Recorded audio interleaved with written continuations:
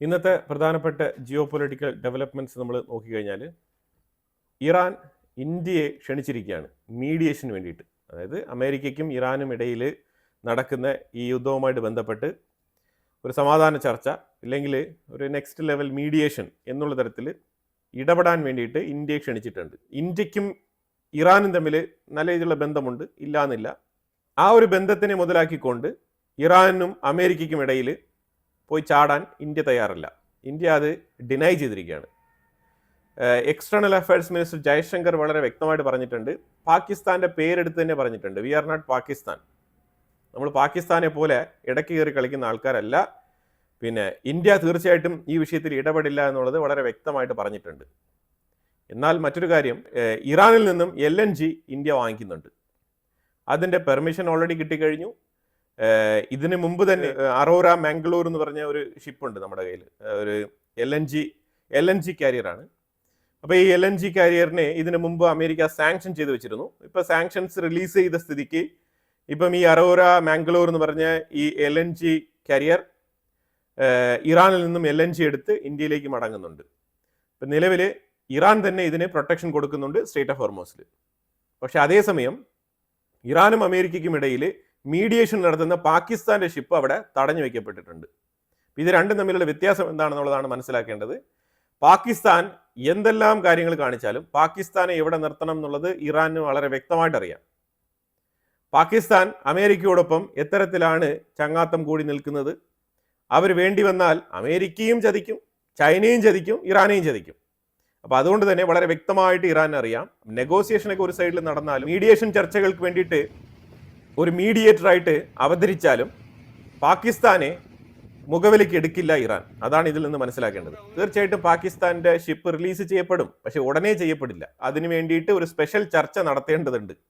അതിന് പാകിസ്ഥാൻ നെഗോഷിയേറ്റ് ചെയ്ത് ചില കണ്ടീഷൻസ് ഒക്കെ അംഗീകരിച്ചുകൊണ്ട് ഇറാനുമായിട്ട് ഒരു നീക്കുപോക്ക് നടത്തിയാൽ പാകിസ്ഥാന്റെ ഷിപ്പ് ഒരു പക്ഷേ ഇറാൻ റിലീസ് ചെയ്തേക്കാം, അല്ലെങ്കിൽ അവിടെ കിടക്കും, അവിടെ കിടക്കത്തേ ഉള്ളൂ. അപ്പോൾ ഇന്ത്യക്കും പാകിസ്ഥാനും തമ്മിൽ എന്താണ് വ്യത്യാസം എന്ന് പറഞ്ഞാൽ ഇതാണ് ഇന്ത്യയും പാകിസ്ഥാനും തമ്മിലുള്ള വ്യത്യാസം. ഇന്ത്യക്ക് തൊട്ടടുത്ത് പോലും പാകിസ്ഥാനെ വെക്കാൻ പറ്റില്ല എന്നുള്ളൊരു സാഹചര്യമാണ് ഇപ്പം നിലനിൽക്കുന്നത്. അത്രത്തോളം ഇന്ത്യ ഡെവലപ്പ് ആയിട്ടുണ്ട്. സാഹചര്യത്തിലും India 60 million barrel crude oil റഷ്യയുമായിട്ട് ഡീൽ ഒപ്പുവെച്ച് റെഡിയാക്കിയിട്ടുണ്ട്. 60 മില്യൺ ബാരൽ. നമ്മൾ ഇതാണ് മനസ്സിലാക്കേണ്ടത്. ഇന്ത്യയുടെ ആ ഒരു ഡിപ്ലോമസി വളരെ വ്യക്തമായിട്ട് മുന്നോട്ട് പോയിക്കൊണ്ടിരിക്കുകയാണ്, ശക്തമായിട്ട് മുന്നോട്ട് പോയിക്കൊണ്ടിരിക്കുകയാണ്. അമേരിക്കയുടെ ഒരു റെപ്രസെൻറ്റേറ്റീവ് ഇന്ത്യയിലുണ്ട്. അയാൾ ഇന്ത്യയെക്കുറിച്ച് പറയുന്നത് നമ്മൾ മനസ്സിലാക്കേണ്ടതാണ്. അപ്പോൾ എന്തുകൊണ്ട് ഇന്ത്യക്ക് ഈ മീഡിയേഷനിൽ പങ്കെടുത്തുകൂടാന്ന് ചോദിച്ചു കഴിഞ്ഞാൽ പലർക്കും ഡൗട്ട് ഉണ്ടാവാം. മറ്റുള്ള രാജ്യങ്ങളെ പോലെ അല്ല ഇന്ത്യ ഒട്ടും തന്നെ ഗ്രീഡിയല്ല. ഇന്ത്യ ഇങ്ങനെ ഗ്ലോബലി നമുക്ക് ഇങ്ങനെ ഒരു റെപ്യൂട്ടേഷൻ കിട്ടണമെന്ന് പറഞ്ഞിട്ട് അതിൻ്റെ പുറകെ നടക്കുന്ന ആളല്ല ഇന്ത്യ. അപ്പോൾ അതുകൊണ്ട് തന്നെ ഇന്ത്യ വളരെ വ്യക്തമായിട്ട് ഇന്ത്യയുടെ നിലപാടുകളുമായിട്ടാണ് മുന്നോട്ട് പോകുന്നത്. തീർച്ചയായിട്ടും IRGCക്ക് വേണ്ടിയിട്ട് ഇന്ത്യ മീഡിയേഷൻ പോകേണ്ട ആവശ്യമില്ല. നമുക്ക് തോന്നും ഇറാൻ മൊത്തത്തിൽ IRGC ആണെന്ന്. ഇല്ല, ഇറാൻ വേറെ, IRGC വേറെ. അത് മനസ്സിലാക്കിക്കോണം. ഇപ്പം എന്തുകൊണ്ട് ഇറാൻ്റെ ഉള്ളിൽ ഇസ്രായേലും അമേരിക്കയും ചേർന്ന് നിരവധി IRGC ലീഡേഴ്സിനെ എലിമിനേറ്റ് ചെയ്തപ്പോൾ ഇറാൻ്റെ ഫോറിൻ മിനിസ്റ്റർ ആയിട്ടുള്ള അബ്ബാസ് അറക്ചിയും അതേപോലെ ഇറാൻ്റെ പ്രസിഡന്റ് മസൂദ് പെസസ്കിയാനും ഇപ്പോഴും സർവൈവ് ചെയ്യുന്നു. ആ ഒറ്റ റീസൺ മതി എന്തുകൊണ്ടാണ് ഇസ്രായേൽ ഇവരെ ടാർഗറ്റ് ചെയ്യാത്തത്. അപ്പോൾ IRGCയും ഇവരും തമ്മിലുള്ള വ്യത്യാസം എന്താണ്? ഇവരെ ലിറ്ററലി കുറച്ച് മോഡറേറ്റ് ആയിട്ടുള്ള ആൾക്കാരാണ്. ഇവർക്ക് മതപരമായിട്ടുള്ള ചിന്താഗതികൾ ഇല്ല എന്നല്ല പറയുന്നത്.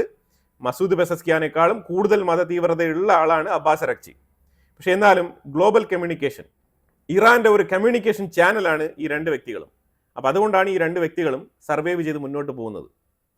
അപ്പോൾ അങ്ങനത്തെ സാഹചര്യത്തിൽ നമ്മൾ മനസ്സിലാക്കേണ്ടത്, ഇറാൻ കഴിഞ്ഞ ഒരു 2 ആഴ്ച കൊണ്ട് ഭീഷണി മുഴക്കുകയാണ്. എന്താണ് ഭീഷണി?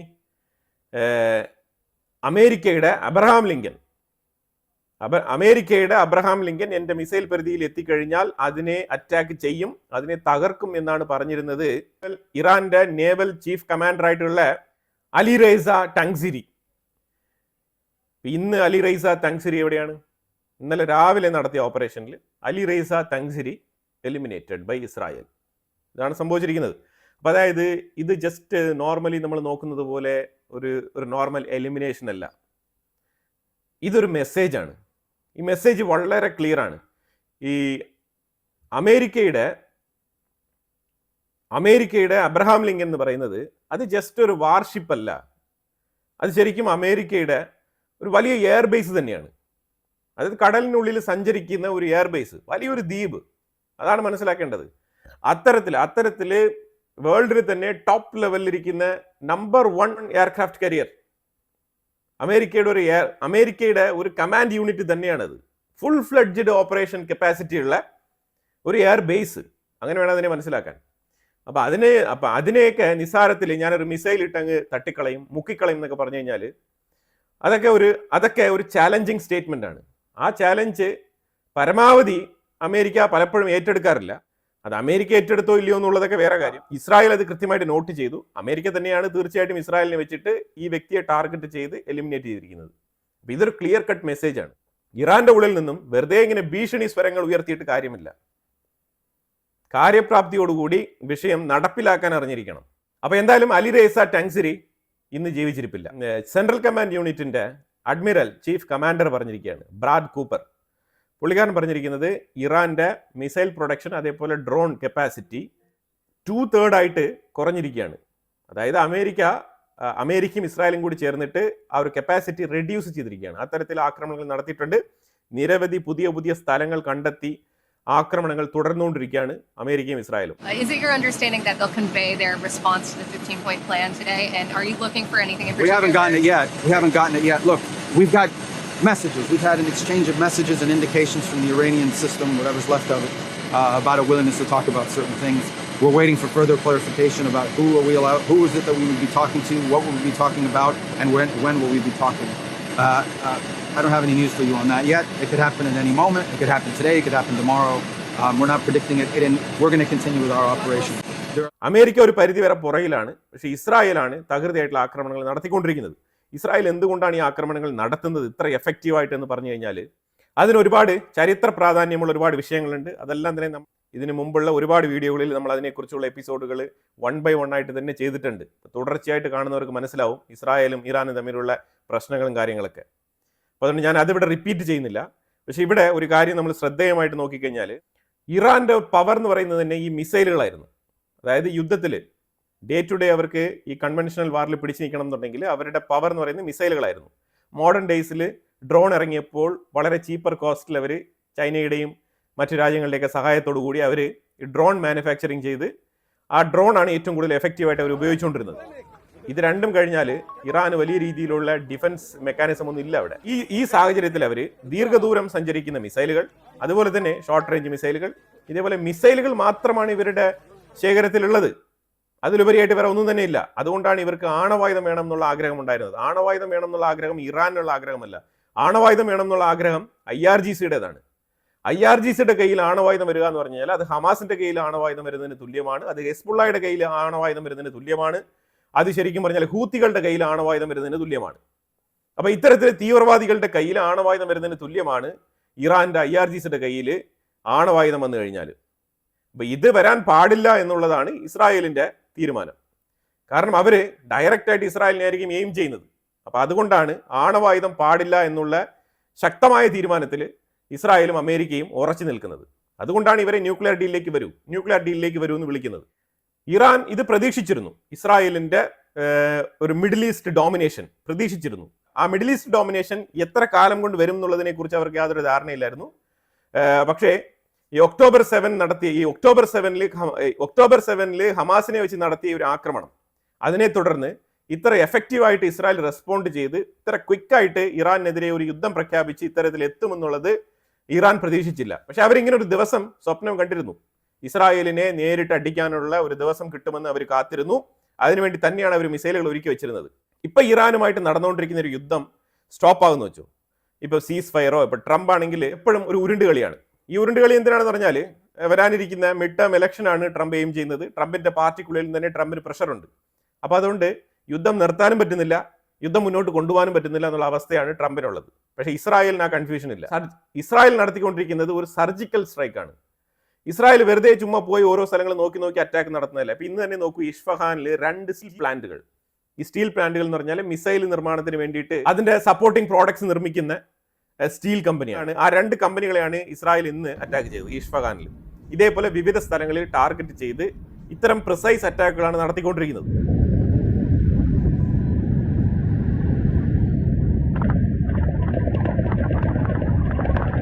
അപ്പൊ അതുകൊണ്ടാണ് ഇതിനെ വിശേഷിപ്പിക്കുന്നത് സർജിക്കൽ സ്ട്രൈക്സ് ആണ്, ഇത് ഐഡന്റിക്കൽ അറ്റാക്സ് ആണ്. ഇറാന്റെ സ്വപ്നങ്ങളെ കൊലാപ്സ് ചെയ്തുകൊണ്ടിരിക്കുകയാണ്. മിലിറ്ററി കേപ്പബിലിറ്റിയെ ഇറിവേഴ്സിബിൾ ആയിട്ട് ഡിസ്മാൻഡ്ലിംഗ് ചെയ്യുക എന്നുള്ളതാണ്. അതാണ് ഇസ്രായേൽ എടുത്തിരിക്കുന്നത്, അതാണ് ഇസ്രായേൽ ഏറ്റെടുത്തിരിക്കുന്ന ദൗത്യം. അപ്പൊ അങ്ങനെ ശക്തമായ രീതിയിൽ ഇസ്രായേൽ മുന്നോട്ട് പോയിക്കൊണ്ടിരിക്കുമ്പോൾ മറ്റൊരു സൈഡിൽ ട്രംപ് ഞാനൊരു 10 ദിവസത്തേക്ക് ഡിലേ ചെയ്യുന്നു, അല്ലെങ്കിൽ 5 ദിവസത്തേക്ക് ഡിലേ ചെയ്യുന്നു, ഇത്തരത്തിലുള്ള കൺഫ്യൂസ്ഡ് സ്റ്റേറ്റ്മെന്റുകളാണ് ട്രംപിന്റെ സൈഡിൽ നിന്ന് എപ്പോഴും പുറത്തു വന്നുകൊണ്ടിരിക്കുന്നത്. ട്രംപ് ഇത് എന്തിനു വേണ്ടി പറയുന്നു എന്ന് ചോദിച്ചു കഴിഞ്ഞാൽ ട്രംപിന് മാത്രമേ അറിയാവൂ എന്തിനു വേണ്ടി പറയുന്നുള്ളത്, മറ്റാർക്കും തന്നെ ഊഹിക്കാൻ പറ്റത്തില്ല. അതാണ് ട്രംപ്. ഇന്നലെയും കൂടി പറഞ്ഞിട്ടുണ്ട്, ഇറാൻ ഡെസ്പെറേറ്റ്ലി വാണ്ട് ഡീൽസ്, അവർ ഞങ്ങളുടെ കാലിൽ വീണ് കിടന്ന് കരയുകയാണ്, ഇങ്ങനെയൊക്കെയാണ് ട്രംപ് പറഞ്ഞുകൊണ്ടിരിക്കുന്നത്. പക്ഷെ അതുമായിട്ട് ബന്ധപ്പെട്ട ഒരു വീഡിയോ ഫുട്ടേജോ അല്ലെങ്കിൽ അതുമായിട്ട് ബന്ധപ്പെട്ട ഒരു സ്റ്റേറ്റ്മെന്റോ ഇറാന്റെ സൈഡിൽ വന്നിട്ടില്ല. ഇറാൻ ആണെങ്കിൽ പറയുന്നത് ഞങ്ങൾ ആരുടെയും കാലിൽ വീണിട്ടില്ല, ഞങ്ങൾ ആരുടെയും കരഞ്ഞിട്ടുമില്ല, ഞങ്ങൾക്കിപ്പം യുദ്ധം നിർത്തണം എന്ന് യാതൊരു നിർബന്ധമില്ല എന്നാണ് പറഞ്ഞിരിക്കുന്നത് ഇറാന്റെ സൈഡിൽ നിന്ന്. ട്രംപ് ആണെങ്കിൽ നേരെ മറിച്ചിട്ടാണ്, ഇറാൻ ഞങ്ങളെ വിളിച്ച് കാല് പിടിക്കുന്നത്, they are begging for deal എന്നാണ് ട്രംപ് പറഞ്ഞുകൊണ്ടിരിക്കുന്നത്. അത്തരത്തിലാണ് ട്രംപിന്റെ നിലപാടില്ലായ്മ. പക്ഷേ ഇസ്രായേൽ ഈ ഒരു അവസരം കൃത്യമായിട്ട് ഉപയോഗിക്കുന്നുണ്ട്, അവര് തകർത്ത് വെച്ച് അറ്റാക്ക് നടത്തുകയാണ്. ഇപ്പൊ ഇന്നലെ നെതന്യാഹു ട്രംപുമായിട്ട് സംസാരിച്ചിട്ട് പറഞ്ഞു വെച്ചാൽ നമുക്ക് ഈ കോൾ ഒരുമിച്ചെടുക്കാം, അവിടെ പ്രതിഷേധം രൂപപ്പെടാനുള്ള സാധ്യതയുണ്ട്. എന്താണ് ആ കോൾ എടുക്കട്ടാന്ന് ചോദിച്ചപ്പോഴത്തേക്കും ട്രംപ് പറഞ്ഞത് no no no no no, അതെനിക്ക് പറ്റത്തില്ല, ആ കറ എൻ്റെ കയ്യിൽ പടിയാൻ പാടില്ല, ആ കുറ്റം എനിക്ക് ഏറ്റെടുക്കാൻ വയ്യ. കാരണം ഇറാന്റെ ഉള്ളിൽ പ്രതിഷേധം രൂപപ്പെട്ട് കഴിഞ്ഞാൽ നിലവിലുള്ള IRGC ശരിക്കും അവിടെ അതിനെ കൺട്രോൾ ചെയ്യാൻ ആൾക്കാരില്ല, അതിനെ നിയന്ത്രിക്കാൻ ആൾക്കാരില്ല. ഒന്നാമത് ആയത്തുൽ അലി ഖമനേയി ജീവിച്ചിരിപ്പില്ല, അയാളെങ്കിലും കുറച്ച് കൺട്രോൾ ചെയ്ത് വെച്ചിട്ടുണ്ടായിരുന്നു. ഇപ്പം പൂർണ്ണമായ തീവ്രവാദ സംഘടനയായിട്ട് മാറിയിരിക്കുന്ന IRGC ആണ് അവിടെ ഉള്ളത്. അത് IRGCയുടെ ഇന്നത്തെ അവസ്ഥയാണ് പറയുന്നത്. അപ്പൊ അതിനെ കുറച്ചെങ്കിലും കൺട്രോൾ ചെയ്ത് നിർത്തിയിരുന്നത് ലാരിജാനിയാണ്, അലി ലാരിജാനി. അലി ലാരിജാനി 2 ആയത്തുൽ അലി ഖമനേയിക്ക് തുല്യമായ വ്യക്തിയാണ്. ടോപ്പ് ലെവലിലുള്ള ലീഡേഴ്സ് ഒക്കെ പോയ സ്ഥിതിക്ക് ഇപ്പൊ ശരിക്കും പറഞ്ഞാൽ ആ രാജ്യത്തിന് എങ്ങനെ നടത്തണം എന്നുള്ള ഒരു എക്സ്പീരിയൻസ് പോലും ഇല്ലാത്ത IRGCയുടെ തീവ്രവാദികൾ, IRGCയുടെ അനുയായികളായിട്ട് തുടരുന്ന ലോവർ ലെവലിലുള്ള ആൾക്കാരാണ് ഇപ്പൊ ടോപ്പ് ലെവലിൽ വന്നിരിക്കുന്നത്. അതായത് കുറച്ച് ലീഡേഴ്സ് മാത്രമേ ഇപ്പൊ ബാക്കിയുള്ളൂ, അവരും എല്ലാം ഒളിവിലാണ്. അപ്പൊ ഈ മിസൈലുകൾ അയക്കുന്നതും ബാക്കിയുള്ള കാര്യങ്ങളൊക്കെ നിയന്ത്രിക്കുന്നതെല്ലാം തന്നെ ഈ ലോ കാറ്റഗറിയിലുള്ള IRGC മെമ്പേഴ്സ് ആണ്. അവര് തീവ്രവാദികളാണ്, ഭീകരന്മാരാണ്. അവരെ കാണാൻ എവിടെയും പോകണ്ട, അവരെ കാണാൻ ഹെസ്ബുള്ളയെ നോക്കിയാൽ മതി, അവരെ കാണാൻ ഹൂത്തികളെ നോക്കിയാൽ മതി, അവരെ കാണാൻ ഹമാസിനെ നോക്കിയാൽ മതി. ഇതാണ് IRGC. ഈ IRGC തീർച്ചയായിട്ടും ഈ പ്രതിഷേധിക്കാൻ വേണ്ടിയിട്ട് ഇറങ്ങുന്ന പൊതുജനങ്ങൾക്ക് മേളിൽ വെടിയുതിർക്കും. ഇതിനു 32,000 പേരെ കൊലപ്പെടുത്തിയതുപോലെ ഇനിയും നിരവധി പേരെ കൊലപ്പെടുത്താനുള്ള സാധ്യതയുണ്ട്. അപ്പൊ അതുകൊണ്ട് ഇപ്പം നിലവിൽ അങ്ങനെ ഒരു കോൾ എടുക്കേണ്ട, ഒരു പ്രതിഷേധം വേണ്ട എന്നുള്ളതാണ് ട്രംപിന്റെ നിലപാട്. ഇതിനു മുമ്പ് ആക്രമണം തുടങ്ങിയപ്പോൾ അവിടെ പ്രതിഷേധം രൂപപ്പെടും, അതുപോലെ തന്നെ അവിടുത്തെ റെജീം കൊലാപ്സ് ആവും, തരത്തിലുള്ള പ്രതീക്ഷകളൊക്കെ വെച്ചുകൊണ്ടാണ് ട്രംപ് മുന്നോട്ട് ഇറങ്ങിയത്. പക്ഷെ ഇപ്പൊ അതേ ട്രംപ് തന്നെയാണ് പറയുന്നത് പ്രതിഷേധം രൂപപ്പെടുത്തുന്ന രീതിയിൽ മുന്നോട്ട് പോകണ്ട എന്ന് പറഞ്ഞിരിക്കുന്നത്. അപ്പൊ അതുകൊണ്ട് തന്നെയാണ് ഇസ്രായേൽ കൃത്യമായിട്ടുള്ള മിലിറ്ററി ടാർഗറ്റുകൾ ലക്ഷ്യമാക്കി ആക്രമണം തുടരുന്നത്. ഇസ്രായേലിന്റെ പ്രതിനിധി ഡാനി ബ്രൗൺ UN പറഞ്ഞത് ഞങ്ങൾക്കൊരു സീസ് ഫയറിനെ കുറിച്ചും അറിവില്ല, ഞങ്ങളടുത്ത് ആരും തന്നെ സീസ് ഫയറുമായിട്ട് ബന്ധപ്പെട്ട് ചർച്ചകൾ നടത്തിയിട്ടില്ല, അതുകൊണ്ട് ഞങ്ങൾ ആക്രമണം തുടരുക തന്നെ ചെയ്യുമെന്നാണ് പറഞ്ഞിരിക്കുന്നത്. ഇറാനിൽ നിന്നും ഇസ്രായേലിലേക്കുള്ള മിസൈലുകളുടെ എണ്ണം കുറവായിരുന്നു. അത് ഇസ്രായേലിലേക്ക് മാത്രമല്ല മിഡിൽ ഈസ്റ്റ് രാജ്യങ്ങളിലേക്കും മിസൈൽ അയക്കുന്നത് വളരെ കുറവായിരുന്നു. മിസൈൽ ഷോർട്ടേജ് കൊണ്ടാണോ അല്ലെങ്കിൽ കാലാവസ്ഥയാണോ കാരണം എന്നുള്ളത് നമുക്കറിയില്ല. പക്ഷേ എന്നാലും ഇറാന്റെ സൈഡിൽ നിന്നുള്ള മിസൈൽ ആക്രമണം ഇന്നലെ കുറവായിരുന്നു.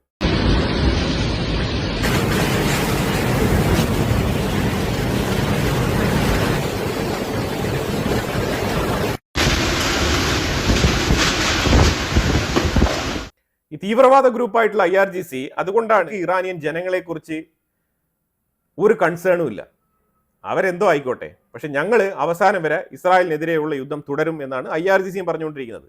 അപ്പൊ അതായത് ബാക്ക് ടു ബാക്ക് ഇതേ അവസ്ഥയിലാണ് മുന്നോട്ട് പോകുന്നത്. ഈ മൊമെന്റ് വരെ ഒരു നെഗോസിയേഷനോ അല്ലെങ്കിൽ ഒരു പീസ് ഡീലോ അല്ലെങ്കിൽ ഒരു സീസ് ഫയറോ ഒരു ടെമ്പററി ട്രൂസോ ഇതുമായിട്ട് ബന്ധപ്പെട്ട ഒരു നീക്കങ്ങളും നടന്നിട്ടില്ല. അതാണ് മൊത്തത്തിൽ മനസ്സിലാക്കാൻ പറ്റുന്നത്.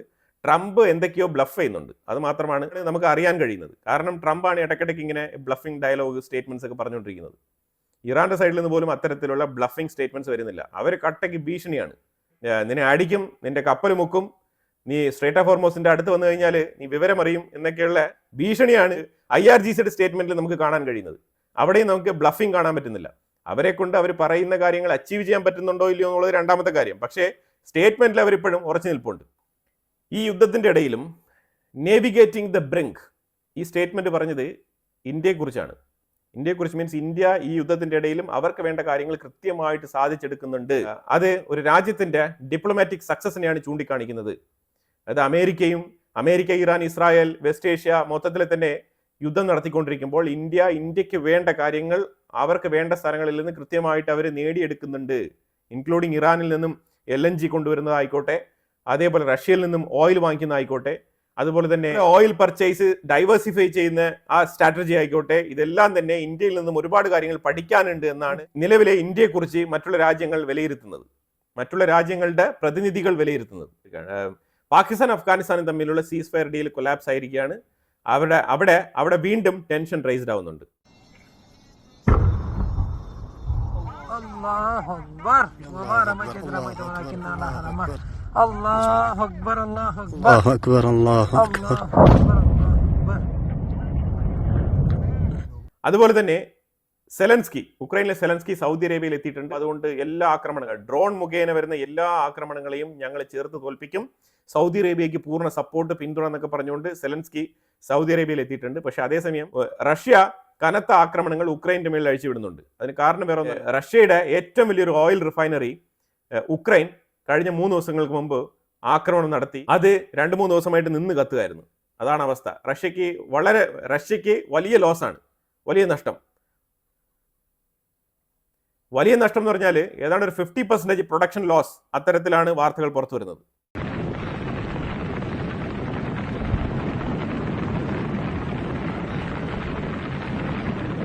ഇന്ത്യ വളരെ അർജന്റായിട്ട് അമേരിക്കയുടെ കയ്യിൽ നിന്നും കുറച്ച് മിസൈലുകൾ വാങ്ങിക്കുന്നുണ്ട്. ഈ മിസൈലുകൾ എന്തിനാണ് വാങ്ങിക്കുന്നത് നമുക്കറിയില്ല. ഏതെങ്കിലും തരത്തിലുള്ള സർജിക്കൽ ഓപ്പറേഷൻസ് ഇന്ത്യ പ്ലാൻ ചെയ്യുന്നുണ്ടോ എന്നുള്ളത് നമുക്കറിയില്ല. പക്ഷേ മിസൈലുകൾ അർജന്റായിട്ട് അമേരിക്കയിൽ നിന്ന് വാങ്ങിക്കുന്നുണ്ട് ഇന്ത്യ. ഇപ്പം നടന്നുകൊണ്ടിരിക്കുന്ന ഒരു വെസ്റ്റ് ഏഷ്യ ക്ലാഷ്, ഇത് ഇന്ത്യക്ക് ഒരു സുവർണ അവസരമായിട്ട് മാറ്റിയെടുക്കാനുള്ള ചില പദ്ധതികൾ ഇന്ത്യ അണിയറയിൽ ഒരുക്കുന്നുണ്ട്. അപ്പോൾ അത് എനർജി മേഖല ആയിക്കോട്ടെ, വെപ്പൺ മാനുഫാക്ചറിങ് ആയിക്കോട്ടെ, ഇറ്റ് മീൻസ് ഡിഫൻസ് മേഖല ആയിക്കോട്ടെ, ഇതെല്ലാം തന്നെ ഇന്ത്യ ആസ് യൂഷ്വൽ ഇന്ത്യക്കുള്ളിൽ വളരെ നോർമലായിട്ട് ഇതിനു മുമ്പ് നടന്നുകൊണ്ടിരുന്ന കാര്യങ്ങൾ കൃത്യമായിട്ട് നടക്കുന്നുണ്ട്. അതിന് യാതൊരു മാറ്റവും സംഭവിച്ചിട്ടില്ല.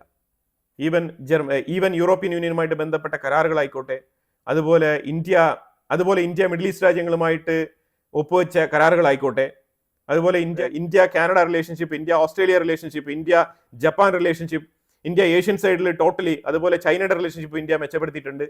അങ്ങനെ സെൻട്രൽ ഏഷ്യൻ സൈഡിൽ ഇന്ത്യ കൂടുതൽ ഫോക്കസ് ചെയ്യുന്നുണ്ട്.